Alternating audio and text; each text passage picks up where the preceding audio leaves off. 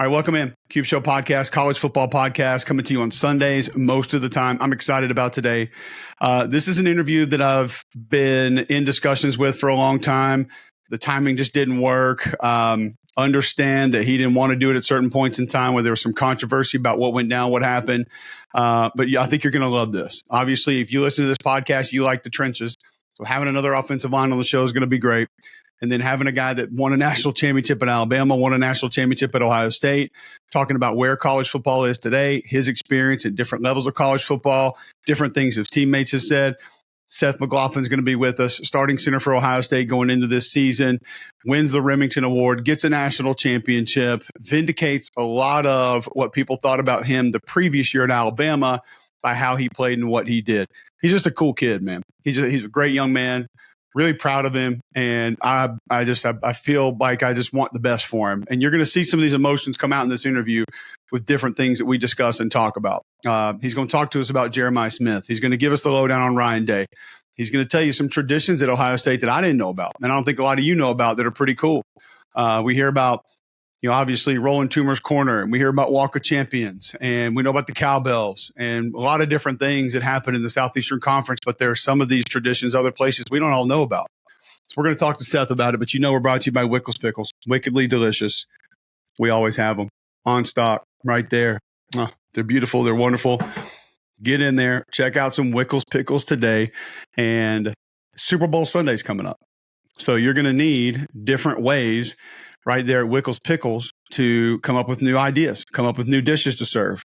Go find out on their Instagram at Wickles Pickles some of the things they do that you can maybe have at your Super Bowl party that people are going to love. Much more than anything else, just support our friends at Wickles Pickles because they support us. We appreciate them. Ask for them in your grocery store. Pick them up in your grocery store. If there's a restaurant that has them on the menu and a certain item, order that item. Tell us because Wickles. Thank you, Wickles Pickles, and thank you guys for supporting Wickles Pickles. All right, let's get to it.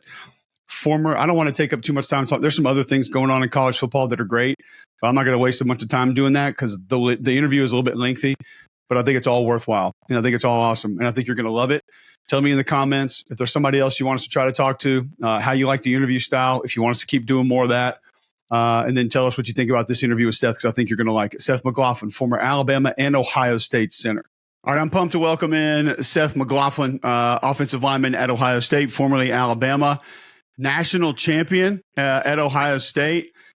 And honestly, Seth, the first thing that I thought about, I want to ask you first, how does that feel? Just national championship this year, everything that went into this season for you guys, kind of some of the hell that you guys caught on the front end with the other guys that you went to Ohio State with. But however it happened, whatever happened, it ended up working out. Yeah, first off, thanks for having me. It's been a long time coming. I've been a huge fan of yours ever since I started college ball. Appreciate that. I appreciate everything you do, talking about O-line and educating people on it. And it's been awesome to see your growth and everything. So, but yeah, national champs, it's an awesome feeling. A ton of work went into it. It's just such a big story throughout the offseason, kind of like a natty or bust mentality. And after losing 2 games in the regular season, a lot of people didn't think that could happen. And the guys in the building bought back into that right after the Michigan game. And I'm glad it came out. We came out on top. All right, so let's start there because we've heard, obviously, Herb Street, being a former player, he's had intimate knowledge, information, been around it a little bit more. He's talked about it. There's been stories written about this team meeting. But, like I do, it can't be one team meeting that just all of a sudden everybody gets it together and everybody's on the same page and things actually change. I think schematically, you got to give the coaches credit. Some things changed. Some things were a little bit different. But just take us through what was different about the building, the attitude. What was it about what was said maybe that was different than – you've probably been in some of the team meetings like I've been in where it just turns into a bitch fest and it's like offense versus defense or guy versus guy and everybody just gets mad and all of a sudden you got to shut it down and just walk out. What was different about this one and maybe who made it different? I think Coach Day made it different. It was a players only meeting with Coach Day in there. And he's just such a tremendous leader. I don't think a lot of people give him credit for that. He lives and dies with his guys in the room, and a lot of people, respect that and love Coach Day for that. But that meeting, it really did change in that one meeting, man. Like, everybody in there, they were holding each other accountable. They were holding Coach Day accountable. It was just a lot of great conversations that went on over a couple hours with a bunch of people speaking from all different age groups, and each position group spoke, and it was really just about getting people to buy back into what we can do in the postseason, and just getting them to buy into that journey that we could go on. Because if after losing that game, you have a playoff game coming up. If you don't get everybody on the same page, it's hard to go out and practice for those 2 or 3 weeks, knowing that people don't even care if we win this last game because we didn't win the rivalry game. And I think the guys in that room, there's a ton of senior leadership on that team, and they did a good job of just getting everybody to come back to that goal and realize that we can win, and here are the changes that we're going to make, and here's what we're going to do differently, and here's what we learned from the regular season. All right, so help people. I've only had a chance to be around Coach Day twice. I enjoyed my visits with him both times, but he's just a little more dialed in, a little more serious, a little more bald than maybe some of these other coaches that have bigger personalities and people kind of gravitate to from a media perspective. And I think sometimes it makes folks in the media feel like, oh, well, they're not that good of a coach, or they're not that good of a communicator, or they're not doing X, Y, Z. I got a ton of respect for him. I mean, the guy's like 72-10. I don't know how you can be that and people not look at you and say you're a damn good football coach. Peel back the curtain a little bit on just Coach Day, like who he is, how he separates himself, what makes guys. I mean, you guys obviously want to play for him because you went out and put together one of the greatest postseason runs in college football history. But what is it that makes guys want to go out there and do that for him? When he's in the locker room and in these meetings, he does wear his heart on his sleeve. Like I said, he lives and dies with his players. We get a lot of shit because Ohio State fan base is very enthusiastic about it. It's a really nice word that you decided to choose there. It's good. I appreciate it. When you win, it's great. When you lose, it's bad. But I mean, that's why you play college football, and that's why Ohio State's such a big deal, because people care a lot about it. And if that's the way people care about it, then okay. It's how they express their fandom. But Coach Day, he gets just as much of it as the players do, and it's kind of just like a bond formed through that. And he walks through the locker room every day. He says what's up to the guys. He has a genuine relationship with everybody on the team, and it doesn't feel very transactional. He's a great ball coach. He's got a ton of history of winning. He can adapt. He adapts to what his players need. He adapts to what the program needs. He's just a tremendous leader. All right, you guys have heard me talking about the Fanatics app. You need to go check it out right here on your phone. Bam, Fanatics app. You're going to go in right away, and you're going to have a multitude of ways that you can get into these card breaks that a lot of folks are getting into right now. And you're just going to check it out and see, all right, this is what I got available. This is what I can do. And here we go. I mean, it's just going to go and go and go.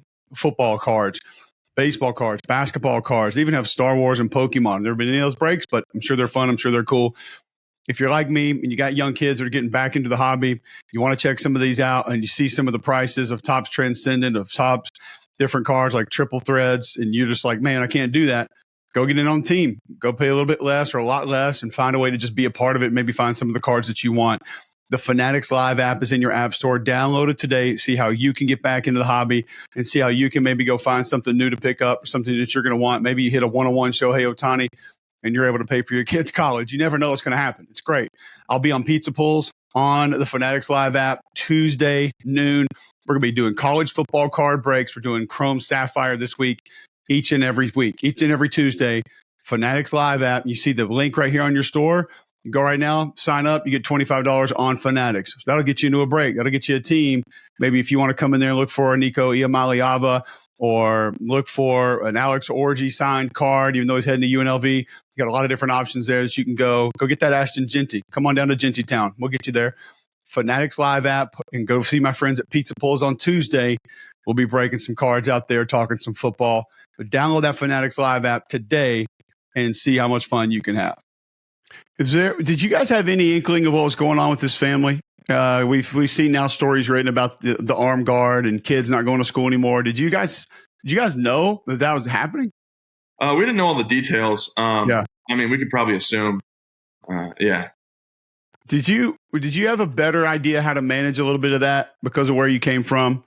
I mean, there's Ohio State fan base rabid, Alabama fan base rabid. I'm not going to give one the edge over the other. I'm just going to say that they're both out there, maybe more so than any other. Were you able to have conversations with guys because of that, or did you just understand it a little bit better? Yeah, 100%. A lot of people, it didn't really affect them because they had been there for 4 years and they'd seen it. Unfortunately, they'd had experience losing that game before, so they knew what to expect from the media and the fan base and Twitter and everything. But yeah, I definitely had a sense of that coming in from even kind of my exit from Bama. So I had a little bit of wisdom and knowledge about how to handle that, especially with the young guys who may have not been able to do that, especially in the offensive line room, because the offensive line room caught a ton of crap there for a good portion of the season. Let's go back to Alabama, but I want to start with your recruitment. Like, what was it like coming out? What was it like being recruited? I don't really know the background as far as was it always going to be Alabama? Did you just want it to be Alabama? Were you convinced Alabama? Like, how did that portion of your football life go? Yeah, so I started getting offers like sophomore year of high school. I didn't really expect it because I was a super undersized guy. I was like 6'2", 240 when I got my first like offensive line offer. I thought they invited the wrong kid on there and thought somebody else from my school, because I played with a ton of good linemen during my time at Buford. But once I got that Bama offer, everything kind of changed. I went on like 10 visits there before I committed, just because I wanted to talk to Coach Saban and be around him and sit in his office. And having the ability to go play for Coach Saban was something that once I got the offer, I knew in my heart of hearts that that's where I was going to end up going. And to have that opportunity to play for him was incredible. Okay, so how different really is Saban the recruiter as opposed to the Saban we see on game day or the Saban that we saw at the podium as the Alabama head coach? It was different for sure. But yeah, there is more similarities than not, because when you go in there, you sit on his couch, he really just tells you life lessons the whole time you're in there, his experiences, other guys that he's had experiences with, and just drops a tremendous amount of knowledge on recruits. At least that's how it was with me. Yeah. And he kind of did that in team meetings, and he does that to the media when he gets on a soapbox. And so it's not as different.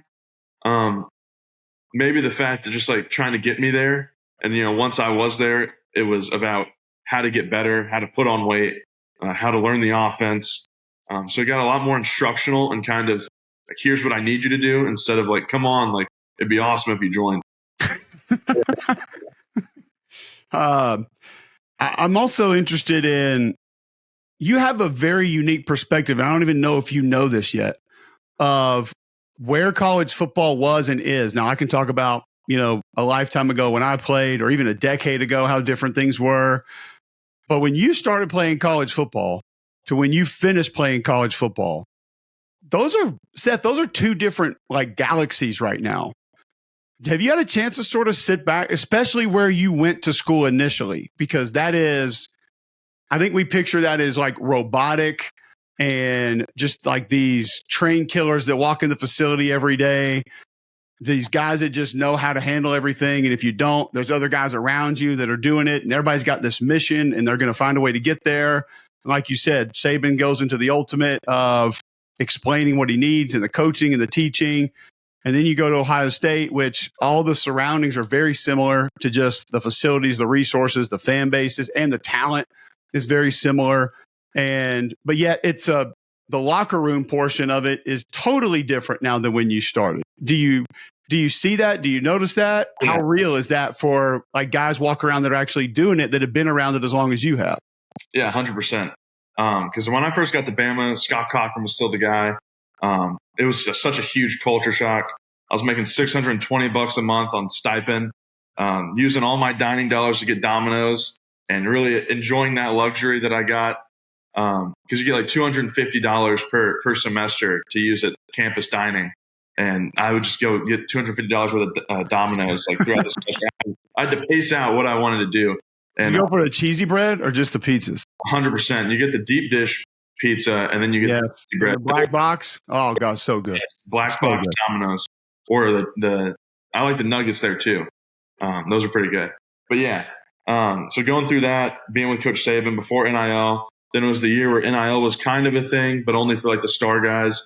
Then the year after that, the collective started kicking in, and I was a pretty not low level. I don't know how to say it.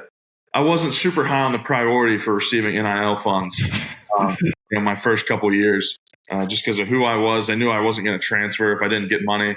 I was just a guy that was showing up to work every day, and they were going to give me whatever they gave me, I'd be happy with. Because, like, as I said, living off of $600 a month in a dorm room for 2 years, that was Saban's mandatory thing. But nowadays, freshmen are coming in. They're not getting their extra stipend to pay for off-campus living, but they're making enough money. They're not living in the dorms for the full 2 years like I did. I remember my last year at Alabama, there was a kid on a visit, and kind of just like the development of this all. This is kind of a story about that. This kid's on a visit. He was like, "Hey man, I'm trying to make my decision. How much do you make?" And I told him, and he goes, "Dang, you only make that a month?" I was like, "No, man, I made this for a full year." And he's like, he was upset that number was per month, and I'm making that over 12. So I was like, "Holy crap, this is different." Yeah, this is a different day and age. But now it's kind of starting to even out a little bit. I had a lot of respect for what Ohio State did this year with their NIL stuff. They paid the guys. They wanted to come back. And that's how it should be. You pay your guys that are there who have had proven production, who are proven leaders, who are great locker room guys. You know exactly what you're getting with what your money's paid for. So you pay those guys. You bring in a couple pieces, but even then they're not the top of the pay on these teams. And you bring in freshmen, you pay them enough money to get them there, but they're not making more than the guys who have been there for 4 years, playing a ton. So that's kind of just how it's developed over my career. And it's been an interesting world to see. How real is – I don't think that there's a ton of people who watch or cover college football that have a real understanding of that's kind of how Ohio State did it, in that, yeah, Will was awesome. Quinchon was awesome. Caleb was awesome. Obviously, you mentioned the freshman. Jeremiah was great. But, like, the core nucleus of that team, most of the leadership, a ton of the production, just a ton of the reps, period, in game in general, were guys that have been there 4 and 5 years. How responsible is that part of Ohio State's roster management, Ohio State's national championship? Well, if you're going to do that, you got to actually develop the guys over those 4 years. I think Coach Mick does an incredible job of doing that. Because if you want to keep guys there, you have to have good players to keep there. Yeah. And I think you're starting to see that model a little bit. I think Penn State's doing it right now. They're paying all their older guys to come back and try to make a run at that thing. And I think they're going to be a dangerous team to watch if they have a similar season to how Ohio State did it. All right, so go back to the front end of NIL, and I remember media days, and it was at like some Texas coaching clinic the day before. Coach Saban said something about, well, Bryce is making $1 million for like one thing that he's doing. And it just lit the college football world on fire. No, everybody's heads were falling off. Nobody knew how to react to it. Was there any example? And obviously not him, because I've been around him, and like, he's not going to be the one to piss anybody off. Like, his personality is not going to do that. But did you notice that jealousy after that came out? And because a lot of people on the outside look at it as like, I bet that guy's pissed at that guy, and that guy's got to be mad at that guy. And of course, there's always going to be turds everywhere that are just want more no matter what, don't even really know the true story. But was the locker room a problem ever with NIL? No, not really. You see a guy like Bryce, if he makes $1 million, he deserves it all. You see a guy like Jeremiah Smith make $1 million, you're like, give him more. Because those guys are tremendous players, and that's kind of what NIL was supposed to be.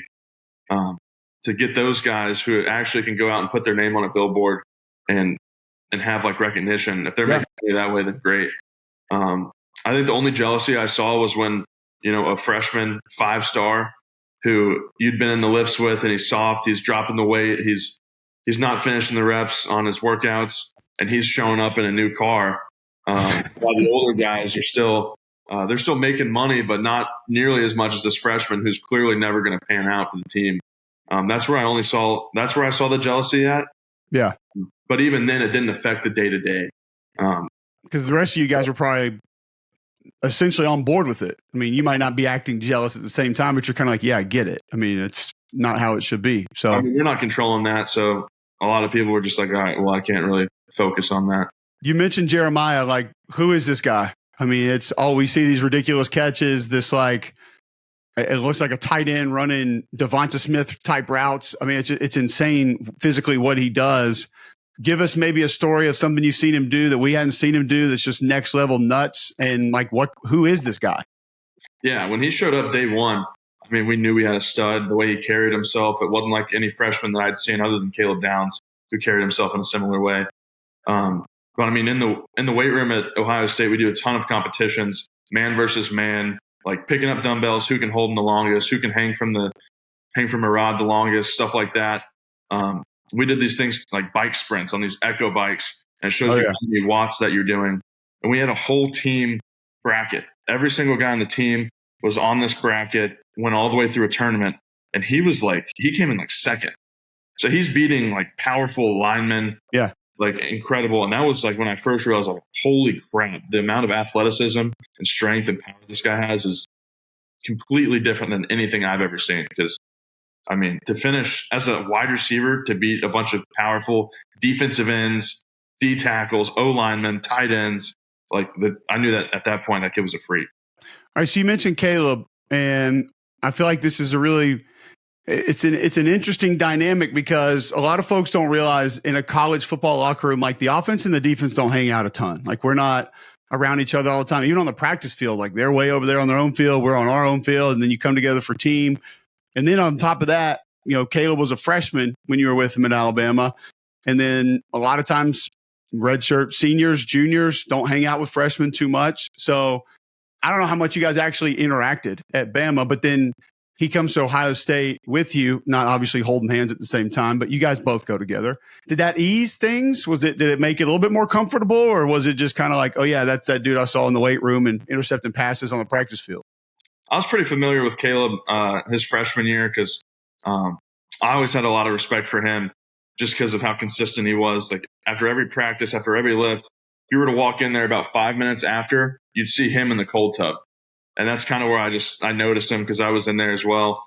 I'd always joke with him and call him Big Bro, even though he was like 4 years younger than me because he carried himself like a vet. So I was super excited when I saw they made the decision to come to Ohio State a couple weeks after I did. And when he got there, I was just very excited for him and what he was going to do. Great dude. We see a lot more of each other in the locker room than we do on the field. And we had a super tight-knit locker room that was very intermingled throughout position groups and offensive, defensive side of the ball. So it was a lot of fun getting to be around him for another year. I mean, Seth, it's starting to sound like, from a mentality standpoint, you guys were light years ahead of where most schools are. Like a quick story about Caleb. T-Rob was telling me a story when they were recruiting him. They got him on his visit to Bama. They had all these activities, and maybe it was a basketball game or bowling, whatever it was. And he just kept nudging T-Rob. He was like, hey, man, can we just go watch film? Like, can I sit down with coach and like learn the defense? And like, I want to talk about like what I'll be doing or how I'm going to be doing it. And like, I just want to ask you about this coverage and how it operates. And T-Rob was just like, dude, this guy's mentals are seriously, no other recruit I've ever had has acted like this guy. Like it's football all the time. And just some of the other guys that you've talked about too on this team, it feels like there was a ton of that on this Ohio State football team. 100%. There weren't a ton of guys like going out throughout the year, even though Columbus is a super fun town. But I think it's just the type of guys you recruit, and you get those in recruiting. You're not just basing it off of stars. You're not trying to get as many 5 stars. You're just trying to get the 5 stars that are great people who love ball, who aren't focused on all the bells and whistles. They actually want to show up and play football. And I've noticed that even like with this new mid-years class, I don't know all their names, so I can tell which ones are about it. And there's a good sense of who these guys are recruiting. I feel like teammates not knowing each other's names is probably a pretty regular occurrence these days at a lot of different places. These kids were in 7th grade when I was starting college. So, I mean, it's hard to have a conversation with some of these. Also, so you play a leadership position. Like you have to communicate. You have to tell, and it's not always fun. You have to tell people what to do. You have to take the blame when it's wrong. I mean, that was one of the things I always did. I mean, it was point blank right there on film. Like, hey, everybody else slid, right guard didn't slide. Like, why? I was like, coach, I didn't get it to him. That's me. I didn't do it. When you and maybe it helped a little bit more that Will was in a similar spot and you guys both came into this whole new setting. Maybe it helped more because you had a new offensive coordinator on top of that, and everybody had to learn some new stuff. how hard is it from a leadership standpoint to go to a place that has all this leadership? They just paid all their leaders to come back. Yet you got to assert yourself as you're the only guy touching the football on every play. Like, how was that internally hard? Was it hard in general? Just take us through that, because we see these quarterbacks going places. Like, example, I had Miami in the bowl game, and all these guys are talking about how Cam Ward comes in there and like he's just MFing guys and gets on the phone and texts all the wide receivers, "Hey, we're throwing at 7:30. You better be there." And one dude's like, "Hey, I'm up the road throwing with Lamar. I'll be down there like next week or whatever." And Cam responds to the whole wide receiver and offensive text thread, "Cool, I hope Lamar's throwing you passes next year, because I'm not fucking throwing you the ball if you're not there." And I'm like, okay, that's a different guy. Like, that's awesome. But it's hard to go in and do that with today's college football players. Seth, like, how did you manage that part of it? It was nice for me because I had all that leadership. I knew I was coming into a great program with a great culture. Coach Day do a great job of setting that culture and the standard of what they want people to do. Like you said, also, it was easier coming in with Will, who was also in a similar boat. So we're kind of experiencing the same things. Having a new offensive coordinator, two really. Coach O'Brien was there for 2 weeks, and then Coach Kelly. We changed the numbering. You already knew all Coach O'Brien stuff, though, so you were good. Yeah. So we changed all the numbering system on offense, so everybody was kind of having to do that. But it was challenging for me because they brought me in, and they didn't know they knew what type of player they were getting, but nobody in the locker room really knew, because they just see what's going on social media and everything. So coming in January, having to adapt to a new strength and conditioning program and philosophy, kind of being behind a little bit, even as like a fifth-year guy, which was an interesting transition. So I really didn't get to earn my leadership ability until I put my hand on the football in spring ball and kind of just showed everybody what I could do. And for me, I had to come in, and when you come to a place like Ohio State, I had to come in and prove myself. There's a ton of dudes already there that have done and played a lot of football. So I just came in, listened to those guys, kind of bought into the culture. How do we do things here? And once I kind of proved to my position mates and teammates that I'm going to be a guy, that I could be a voice that they can look to. So it took me a few months to get to that place, and even developed throughout summer. I started to catch back up in the weight room, started to win competitions, and people were like, okay, this guy's going to be all right. But even then, when we had leadership votes, I didn't submit my name on the ballots or anything, because those are for the guys that are going to get the votes, who have been there for a long time. But that didn't affect my leadership role on the team. And, I don't have to be voted a captain to act like a captain. So that was kind of my role. You had already kind of done that at Bama. There probably weren't a lot of people when you arrived on campus in Tuscaloosa that were like, oh, this dude's about to take over center. This is about to be the guy for 4 years. You didn't roll in there like Tyler Booker physically when you showed up. I mean, it's a little bit different, I imagine. I remember one of my first memories at Alabama was Najee Harris walked up to me in the locker room and goes, "Are you a walk-on?" And a lot of my friends are walk-ons. Most of my best friends I play with at Alabama are walk-ons. But I took offense to that. Yeah.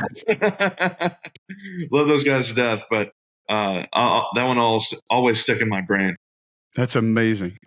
Speaking of Najee and running backs, I thought of a story that I had Georgia spring game the year before they won their first title, and Kirby slipped up and was like, "Oh yeah, Brock's been revving some running back," and everybody and then he just moves on. And it was 7 questions later, I was like, "Coach, I got to go back and ask you about this tight end that's apparently playing running back."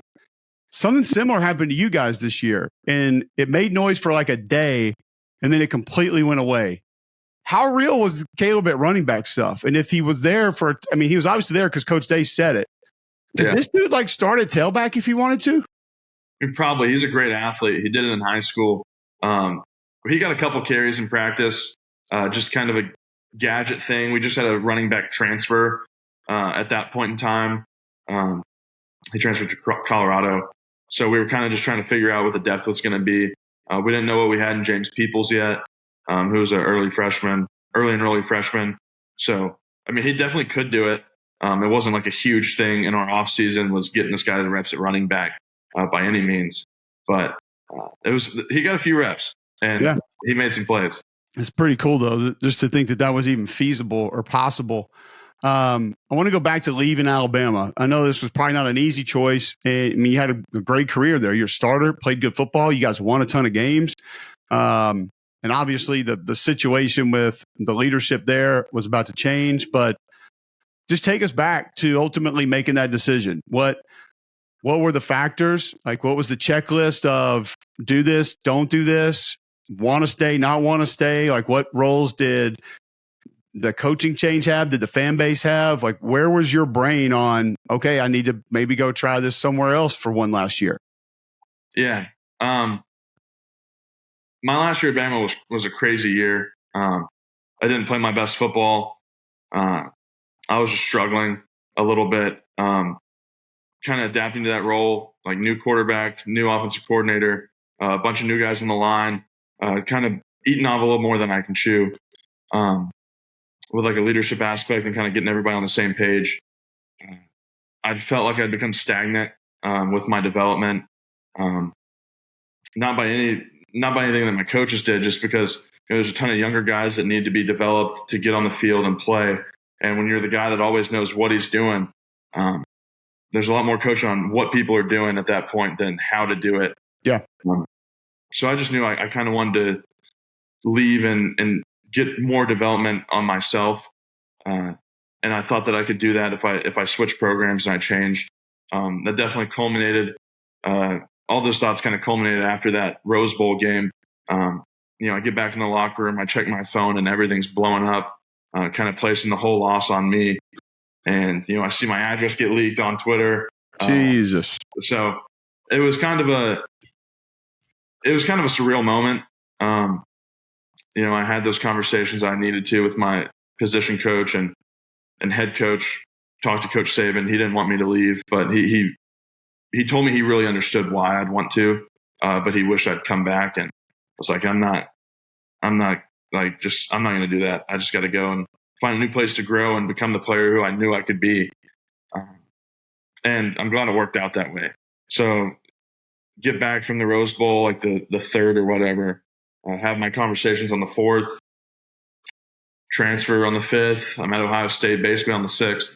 And it was like the first school that reached out to me and sat down with Coach Fry, went through film, told me how to what I had to do to correct my weaknesses in my game, showed me the drill tape that we're going to address those issues that he runs in practice on like a weekly basis. And it was just no other fit that was better. And I didn't even realize that Ohio State was going to call me because I thought they had a center that was really good who ended up stepping up at the end of this year. But they brought me in, knew that I could compete. And, without that other kid, Carson Hensman, competing against him, he's a freak in the weight room, freak on the field. He's a really good football player. So just competing with him throughout a whole off season and even in fall camp for the starting spot, it really furthered my game. And it was exactly what I needed to get to where I was at the end of the season. And I'm glad it all worked out that way. And I don't think that would have happened if I stayed at Alabama. Well, it was interesting. My routine is Sundays, I have to watch all the SEC games. It's usually what this show is. We go back and tell people what we saw in film. So I watch all of those. And then we have to get ready for Read and React Monday nights. And I don't get to a lot of other film. I watched Ohio State offense on the plane on the way home every Monday night. And I did find it interesting before you got injured. I did not see a single bad snap the entire year. So there's a lot to that. But I know it wasn't easy for you to deal with. And I feel like here we've tried to kind of lay the message of what that was. But I don't feel like you need to go into it any further. So we're not going to spend any more time on it. I just want to talk to you about the phones. And you don't take me as like a massive social media phone guy where I hear these stories about kids at halftime that are going in there checking Twitter and Instagram at halftime. And like it can affect what they do, who they are, how they play.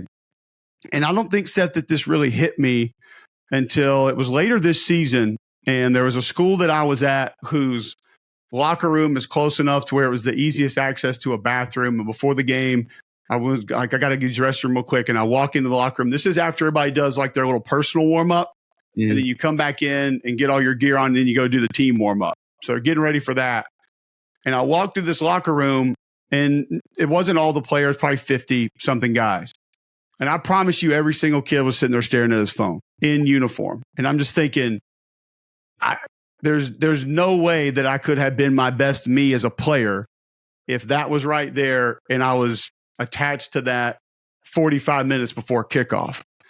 How hard is that part of it? And how hard is it for guys that you see just dealing with it, managing it? Because every coach talks about how real it is. But I don't think a lot of us understand how hard it can be to have a fan base come down on you like that, or even after an individual game or play or whatever that is, to just, how hard is it for you and how hard is it for other guys that you've noticed? Yeah. Pregame, there's some people using that as like an escape to get their mind off the game before they go out there and play, kind of ease jitters and what have you. But your music's there too. So we all listen to music for the games. Like that's your music. And so then it's just right there next to it. Yeah.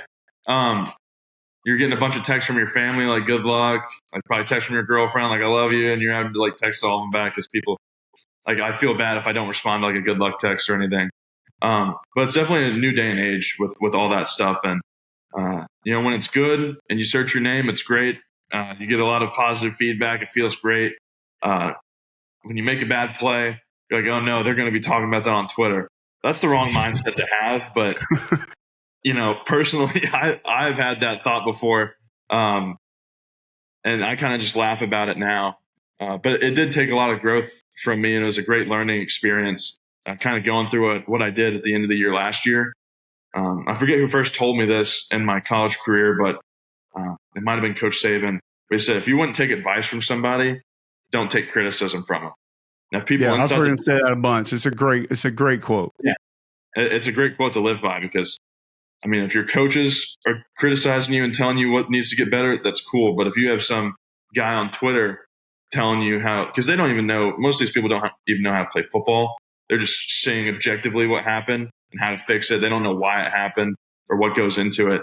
So you can't really listen to those people if they don't know all the stuff. And that's not their fault. They don't know. They're just not around. Yeah. They're just supporting and doing whatever they need to on social media in their communities. But it's definitely a huge learning lesson.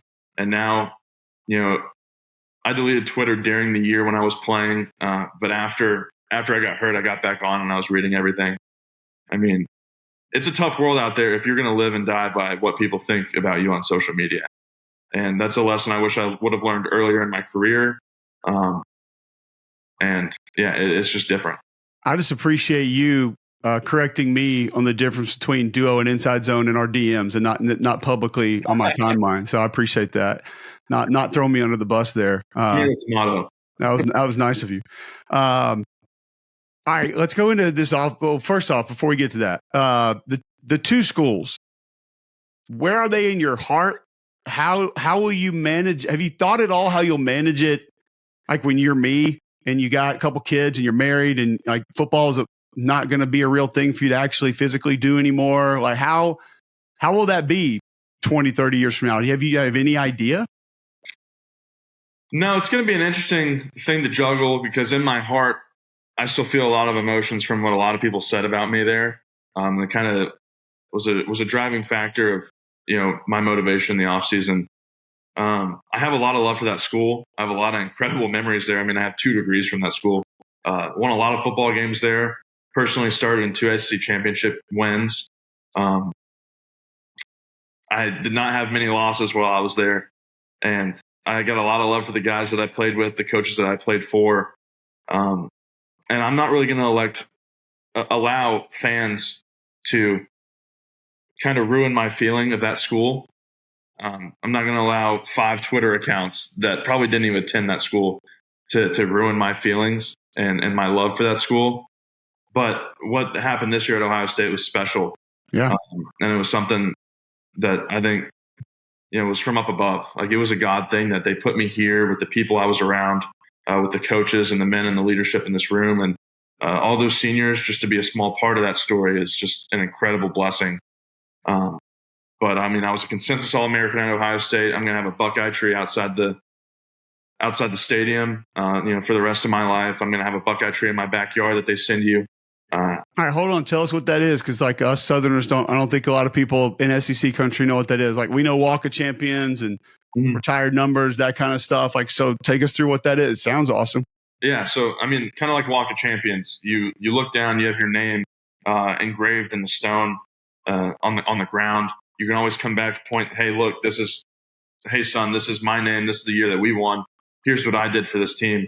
But Ohio State, we have a tradition of, if you're an All-American, first team All-American, they plant a Buckeye tree outside the stadium, and they have a plaque, and it's there forever. And it's a really cool tradition. It's one of the people's main goals here is to become an All-American so they can have that tree. Yeah. Come back and show what you did. We have a couple of coaches on our staff that were former All-Americans at Ohio State. They go to their tree, they pick up the Buckeyes underneath it, and they give them out to people, which is a super special tradition. They even have them in their backyard just to kind of commemorate their time there. So it's a super special tradition that I'm so thankful to be a part of. And frankly, that's not what I was playing for. But to have that just be a reflection of the 10 games that I played will always be special. I won the Remington Award here as the best center in the country. That's always going to be in this facility with my name on it. I got a big picture and banner hung up already next to some Ohio State greats that I probably don't deserve to have a picture next to, like Archie Griffin's right there, Troy Smith's right there. Two Heisman's, a Remington. There's not much difference there. Yeah, it's the same thing. It's a cool feeling, and it's going to be hard to replace, and especially winning a national championship. When you win one at Ohio State, it's very, very special because there's a lot of people that care about it. At Alabama, when we won ours my freshman year, it was kind of, you just won another one. And it's super special. It's really cool. Everybody's like, congrats. But it's a much different feeling when you win one at Ohio State, where you didn't win one for 10 years. Coach Day hadn't won one yet. To be his first national championship team, it's just going to be a legend forever. You guys have heard me tell you about Blue Delta jeans, the most comfortable pair of denim you're ever going to own. Go right now, bluedeltajeans.com, see what they can do for you. They can fit these things digitally. They're going to send them to you, ship them right to your doorstep. You're going to open up that brown paper sack, and you're going to have denim like you've never experienced before. I was at a birthday party tonight. My buddy Alex came over, said, hey, check them out, Blue Deltas. What do you think? Heard about them on the podcast. You can do the same thing. bluedeltajeans.com. Get fit, custom fit denim just for you. So not going to have to worry about them being too big in the seat, maybe the pants being too long or anything like that. Flexible, breathable, comfortable, and they're going to fit you. So they're going to make you look better, make you look slimmer, make you look more comfortable everywhere. Dress them up, dress them down. It's Blue Delta Jeans, the best denim you'll ever own. Go to bluedeltajeans.com, see what Nick and the guys can do for you like they've done for me, and order a pair today. You can even do gift cards if you need to. bluedeltajeans.com. I almost feel like a little emotional reminiscing happening right now. Like, yeah. I imagine you haven't had a ton of time to just sit back and think about this, but as you begin to regurgitate all the things that came with this, like I could almost feel and hear you like it's starting to hit you how cool this was. Yeah, it was. I've been blessed because I had the chance to think about it throughout all the playoffs because I wasn't getting to play due to injury. I was kind of just helping the guys and helping coach them up. But it's an irreplaceable year. Like I wouldn't trade this year for the world. But I also wouldn't trade my time in Alabama for the world either because I had a ton of great memories and a lot of friendships and stuff and won a lot of big games. But this year it was something completely special. So it'll be an interesting juggling act throughout all the years how I'm going to act. But I claim both places because cool either way. Like before I developed my freshman year, nobody thought I was ever going to play at Alabama. I was like the lowest ranked recruit in my class. So I've got a tremendous amount of love for just my journey there and to have it in this way at Ohio State. It was just a storybook ending. I can't believe that we've heard about like the gold pants and all this other stuff. Like, how have we not heard about this Buckeye tree more? Like, this is incredible. I want to know where this forest is outside of Memorial Stadium also, because I can imagine the number of Ohio State All-Americans that have a Buckeye tree. Like, that's like a never-ending list, I feel like. Was there a former Ohio State player that you had a chance to sit down with, talk to, meet, that you kind of wanted to? Because like for me, I would have been like, man, if I could ever meet Pace, like that'd be incredible. Or like Katzenmoyer was a dude that was playing like right when I got into college football, and I was just like, this dude is just a badass. And so like it would have been awesome to just talk to those guys. Or was there a guy that you didn't really know much about that you got to kind of talk to, reminisce with, become friends with? Yeah, I mean, you probably had a similar experience to me, but I grew up in the South. I was an SEC guy. Like I didn't watch Ohio State. I didn't watch Michigan. I didn't even realize that Columbus was like a big city. Until I went on my visit at 22 years old, 23 years old, however old I was. So kind of getting here and then learning about all these traditions was awesome. Learning and hearing about all these players was awesome because my whole childhood, I grew up watching Tennessee football, Alabama football, Georgia football. Like that's all I paid attention to. So getting up here, getting to be around these guys. You can say you watched Auburn football too. It's okay. So you can I don't watch much Auburn football.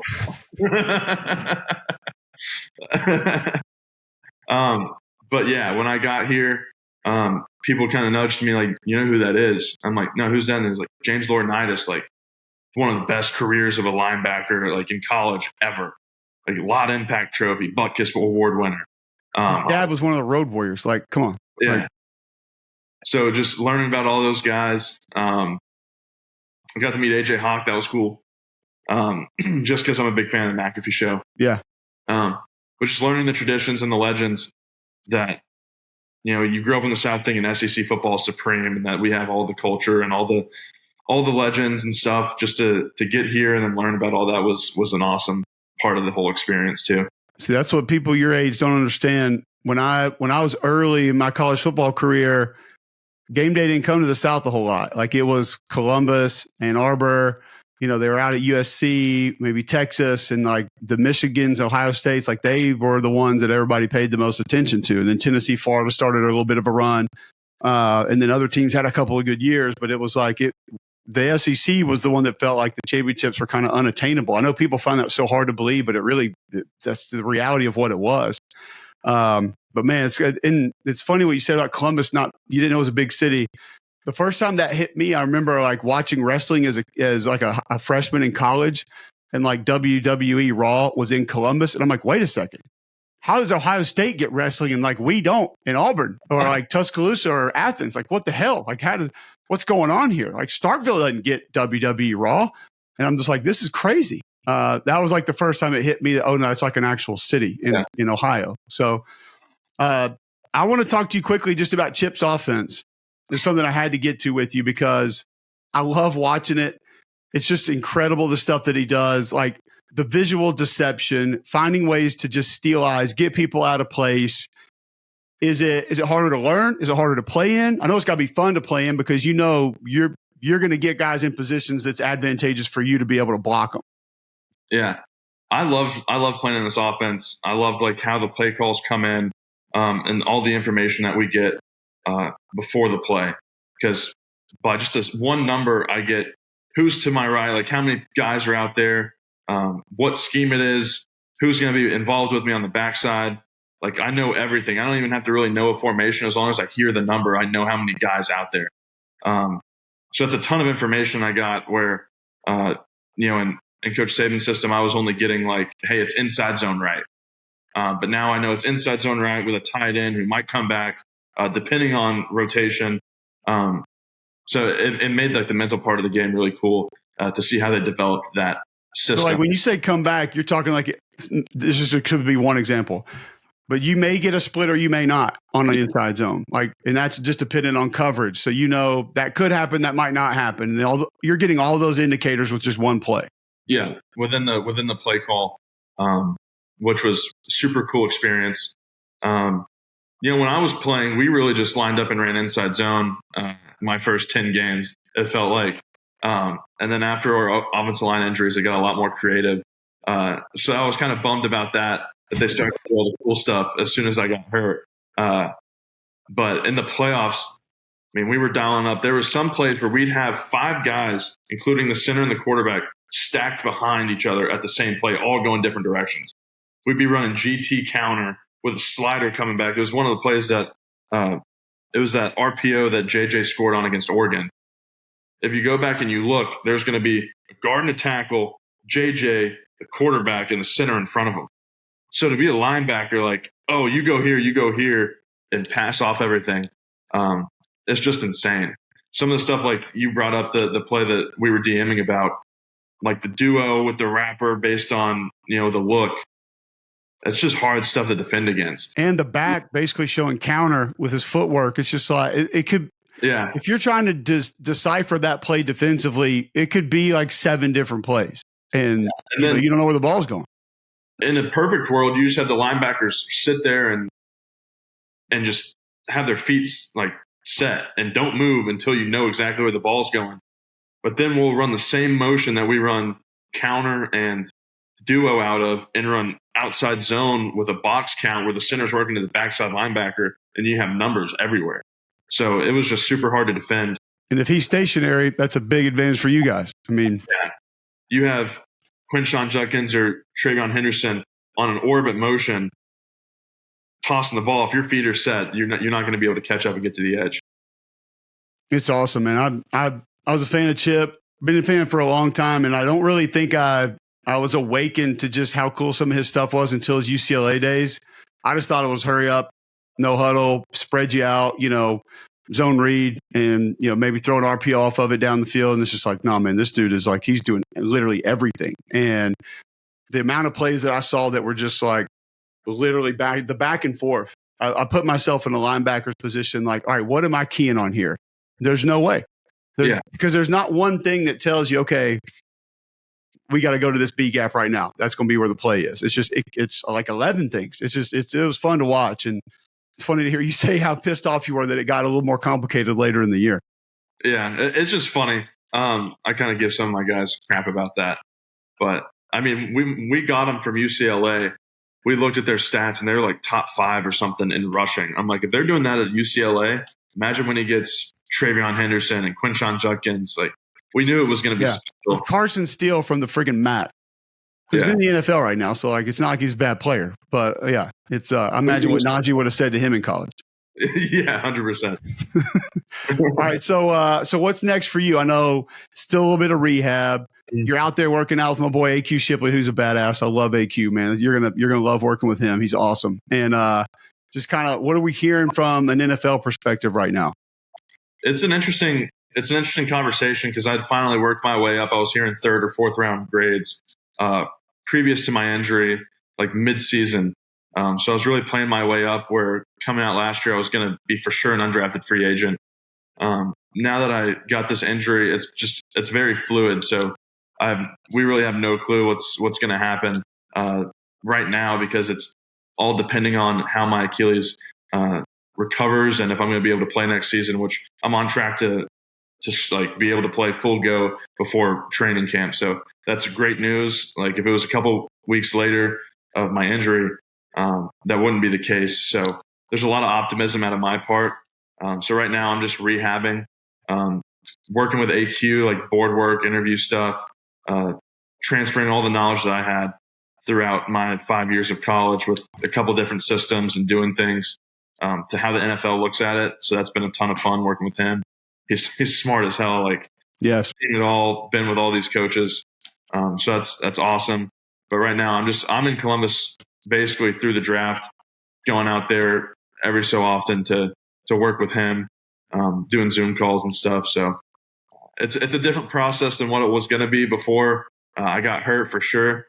But I'm just enjoying it, and I'm happy to get a couple more months in Columbus.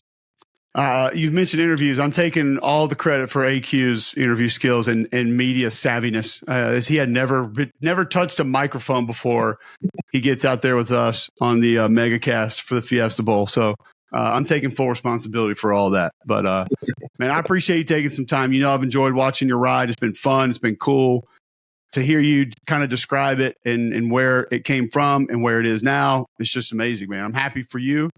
We all want to see more success for you down the road. So wish you the best in the future. Appreciate you hanging out with us. Thank you so much, man. Thanks for having me.